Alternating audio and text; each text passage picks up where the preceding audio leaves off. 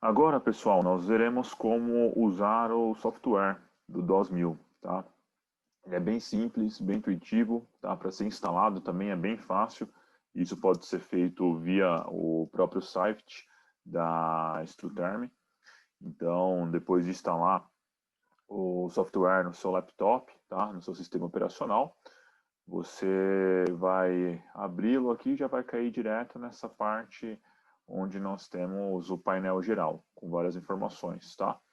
Tem um QR Code que você pode ler aqui com o seu celular para ir direto para a página da Struterm, onde você tem informações ali do equipamento, o próprio manual dele, tem algumas configurações aqui, e tem essa parte que a gente vai usar, que é a parte do painel de resultados.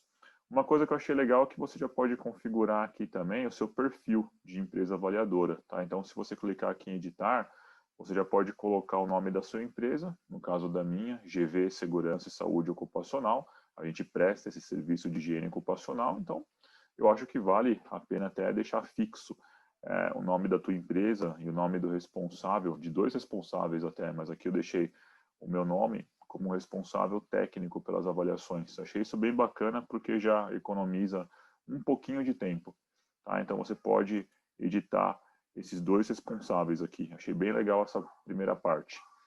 Bom, o equipamento ele é conectado por um cabo USB que tem um reconhecimento como de um pendrive, tá? Então, a partir do momento que você conecta o equipamento no cabo e na entrada USB do seu laptop, do seu computador, você já consegue ter uma comunicação direta entre o sistema operacional e o equipamento, tá? Então, ele é bem simples, você não vai ter que ficar acessando porta com um, dois ou três, igual eu tinha feito no DOS 600, por exemplo, aquele primeiro vídeo que eu publiquei no canal há alguns anos, tá? Então, ele é bem intuitivo. Depois que você fez isso, você vai clicar aqui em conectar. Clicou em conectar, ele vai procurar o instrumento e o dispositivo vai ser automaticamente reconhecido aqui, beleza? Tem duas dosimetrias na memória dele, tá? DOS 1 e DOS 2, então é só para demonstração mesmo. Então nós temos aqui duas situações onde o dosímetro foi utilizado e eu vou fazer o download da segunda medição, tá? Que durou um pouco mais de 5 minutos, apenas a título de exemplo, beleza? Sempre lembrando que a audiodosimetria ela deve ser feita por um período representativo dos ciclos de exposição. Eu não vou falar que é 75% da jornada de trabalho, se é 100% da jornada, 40%. Isso quem deve fazer é o profissional que vai conduzir essa avaliação. Você é que deve ter esse julgamento técnico para estipular qual que vai ser o período de amostragem. Não há um tempo pré-definido na legislação, exceto no caso da NHO 01, uma norma de procedimento técnico, onde ela só coloca para a gente a questão de que o tempo de medição deve ser representativo dos ciclos de exposição ao ruído dentro da jornada de trabalho, ok? Bom, aqui ainda na interface do equipamento, vocês têm essa opção aqui de fazer o download de tudo, baixar todas as suas medições que foram feitas. Então, se eu tivesse aqui, sei lá, 15 medições, eu conseguiria fazer o download de todas elas por aqui. Mas vamos ver como fazer o download de uma medição específica. Então, vocês estão vendo que aqui você tem o nome da medição, a data que ela foi realizada, o horário e a duração. E aqui é o status. Quando você vê aqui uma audiodosimetria que está sincronizada, significa que você já conseguiu fazer o download dela, tá? Então, quando você tem status de sincronizado aqui, você já conseguiu fazer o download dessa medição em especial, ok? Bom, para fazer o download dessa medição aqui, o DOS 2, nós vamos nessa setinha, vamos clicar aqui nessa setinha aqui. Então, você clica nela duas vezes e vai aparecer essa opção. Tem certeza que deseja baixar essa medida? Sim. Aí você clica em sim, beleza, apareceu aqui sincronizado. Isso significa que foi feito o download dela. Mas, para você ver os resultados, você precisa clicar aqui nesse ícone vermelho, onde nós temos esse histograma e esse gráfico de dispersão. E aí você vai clicar aqui e você vai ser direcionado para uma outra tela. Nessa tela, nós vamos ter todos os parâmetros referentes à medição, mas vocês podem ver que não está aparecendo nada. Para a gente conseguir plotar os resultados aqui na tela, nós vamos clicar aqui no canto superior direito, sincronizar dados de computador. Clicou aqui, aí vai aparecer as duas medições que foram sincronizadas. E olha que legal, já apareceu o meu nome aqui, funcionário responsável, e o nome da minha consultoria, GV, Segurança e Saúde Ocupacional. Muito bacana isso. Então, qual das audidosimetrias eu quero fazer a análise de dados? Então, eu vou clicar naquela que eu tenho interesse. Se por acaso eu quisesse excluir ela, eu podia vir aqui nesse botão de lixeira e excluir essa medição. Então, eu posso excluir tanto via equipamento, ou então, quanto no próprio software dele, ok? Então, cliquei aqui na dosimetria 2, dei um duplo clique, e aí vocês podem ver que já apareceram aqui algumas informações. As informações que estão aqui na coluna da esquerda, boa parte delas são editáveis. E aqui na direita, e o tempo padrão da jornada de trabalho, que é o que nós vimos como configurar no equipamento, já está também aqui ajustado para 8 horas, que é uma jornada de trabalho padrão. Pois bem, aqui nós temos algumas outras opções, tá, que a gente vai ver daqui a pouco, quanto aos resultados, os gráficos de linha, etc, etc. Mas vamos aqui primeiro em editar. Clicando em editar aqui nessa primeira tela, você pode editar todos os dados. Então, você pode mudar o nome da tua empresa aqui, pode tirar o nome da GV, por exemplo, colocar o nome de uma outra empresa, o nome do responsável técnico, que está meu nome, a empresa avaliada, você vai colocar o nome da empresa XYZ, a empresa que foi avaliada, o funcionário que foi avaliado, não sei se vai colocar um nome aqui, você vai colocar Cláudio de Souza, nome do meu pai. Tá, então coloquei aqui, tá? E o setor que ele trabalha, sei lá, setor de manutenção. Então, tá aqui, só a título de exemplo. Aí se eu quero salvar isso, eu vou lá e clico no botãozinho verde. Percebam que os demais campos que estão nessa cor mais escura, eles não podem ser editados, tá? Então vocês não vão conseguir editar. Isso daqui são parâmetros que estão fixos no próprio equipamento, na memória dele. Mas tudo que eu editei aqui eu posso salvar, beleza? Então, salvei aqui.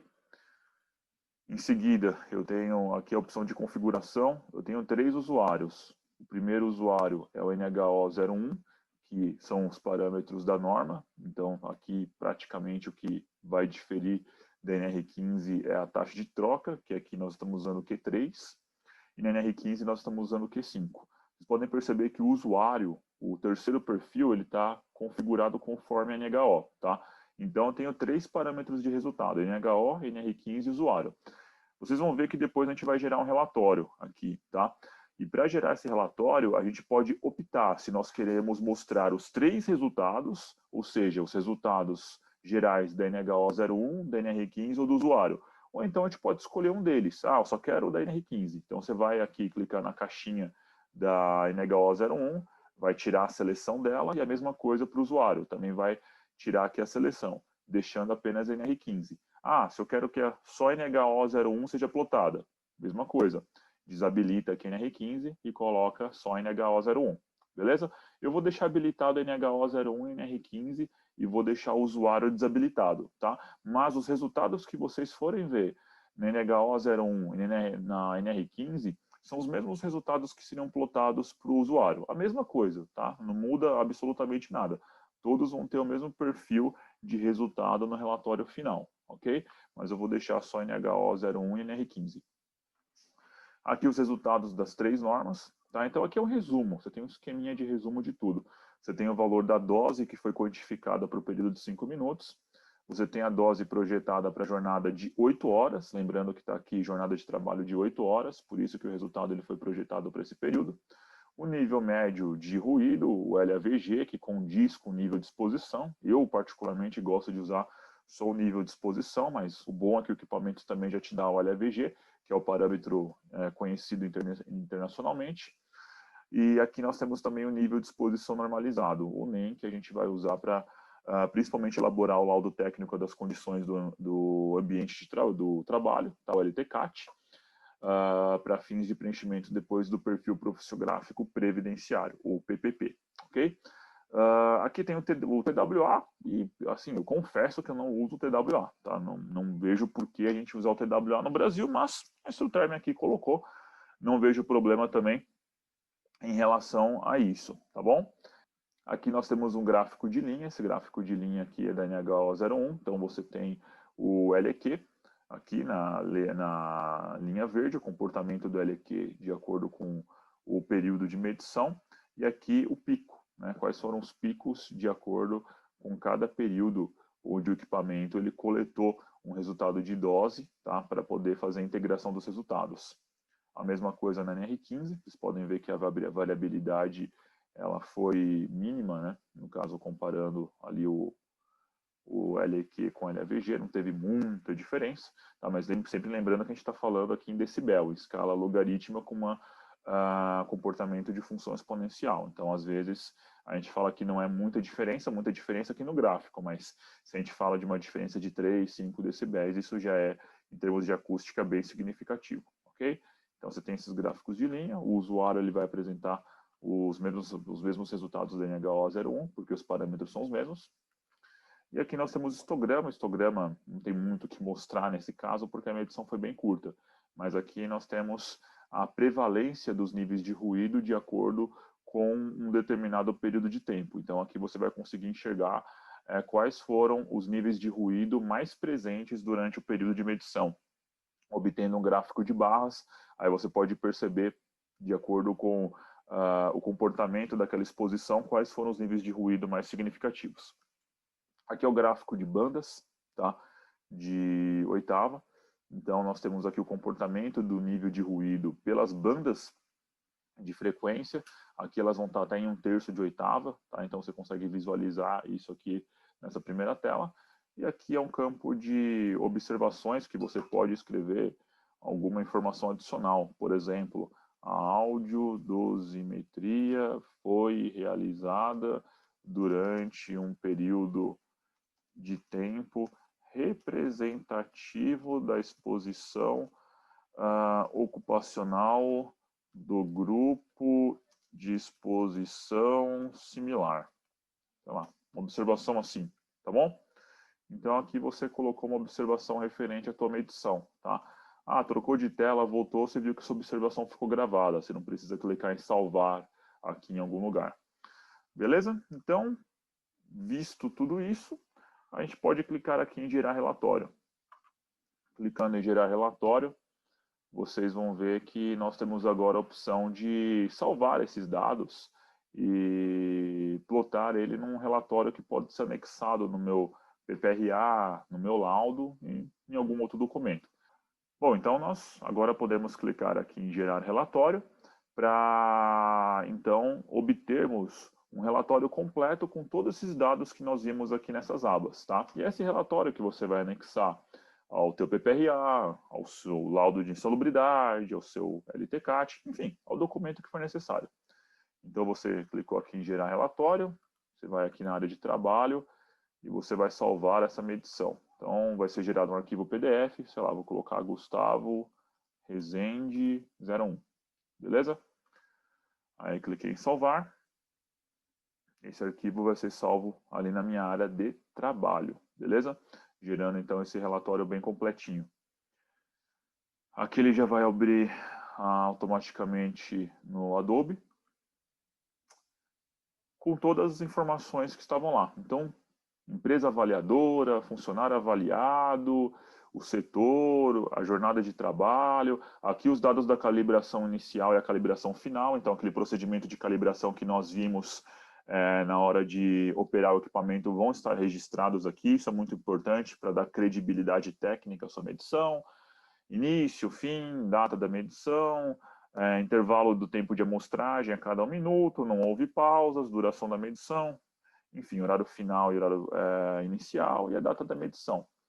E aí, dando prosseguimento, a gente pode navegar aqui pelas informações do equipamento, configurações NH01 e NR15. Se nós tivéssemos uma terceira configuração do usuário, ela estaria aqui, tá? Numa outra coluna vertical aqui do lado.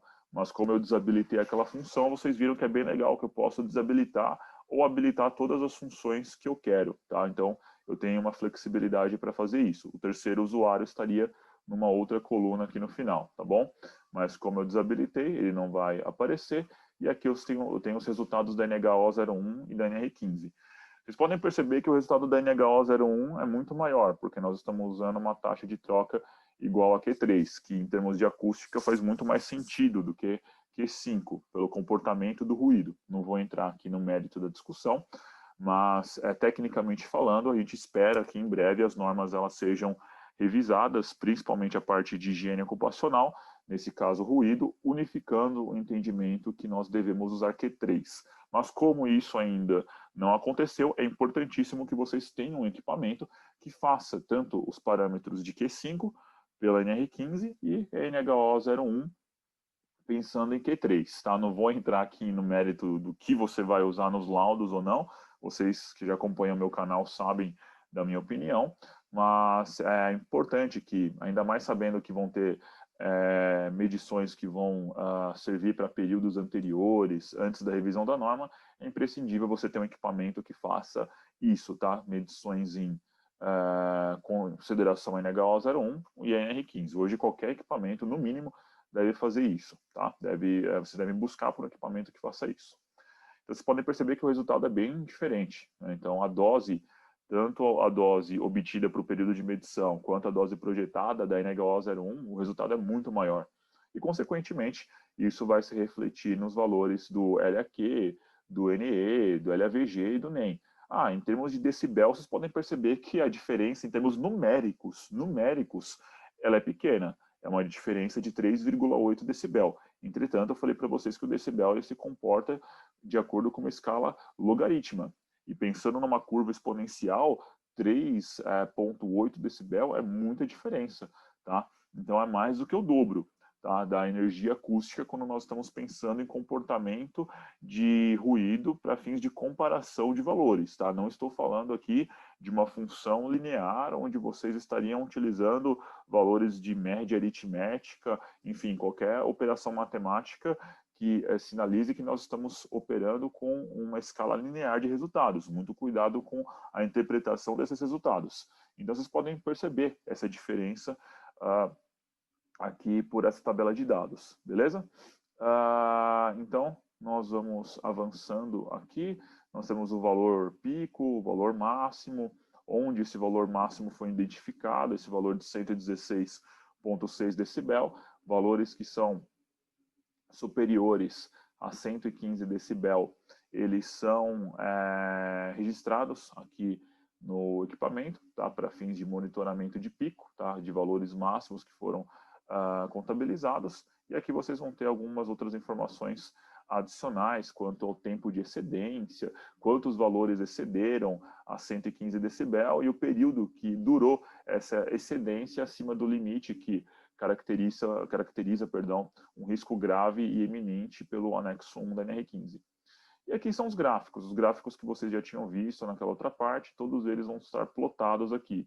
Os gráficos de comportamento do ruído, nível de frequência por bandas de oitava, o histórico da NR15, do LAVG, o pico, o histograma dos resultados, a média do ruído em filtros de oitava, aqui em 1/3 de oitava. Então isso aqui é muito bacana para você saber qual que foi o comportamento dessa fonte emissora. Será que ela é um compressor que emite ruídos de baixa frequência? Ou será que nós estamos falando de equipamento de alta rotação, que às vezes gera um som mais agudo, um ruído mais agudo, cujas faixas de frequência são maiores, ou um ruído industrial, onde nós encontramos ali uma faixa de frequência que fica girando em torno de 4 kHz, 4.000 Hz. Então, tudo isso é muito importante, inclusive para você usar um método longo de atenuação acústica de protetores auditivos, ok?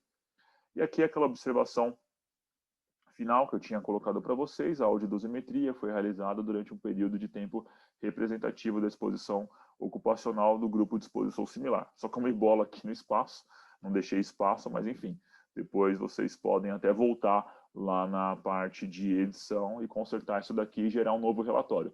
Não tem problema algum. Beleza? Então é isso, pessoal. Então tá visto aqui o DOS 1000, tanto a parte de operação quanto o uso do software, ok? Não custa lembrar, se você gostou do vídeo, se você curtiu, todas essas instruções aqui, apoie o canal, se inscreva, curta aí a página do professor Gustavo Rezende aqui no YouTube, curta o vídeo, se inscreva e fique ligados nas próximas dicas aí de higiene ocupacional, nas lives e nos demais conteúdos que eu venho postando. Um forte abraço a todos e até mais. Tchau, tchau, pessoal.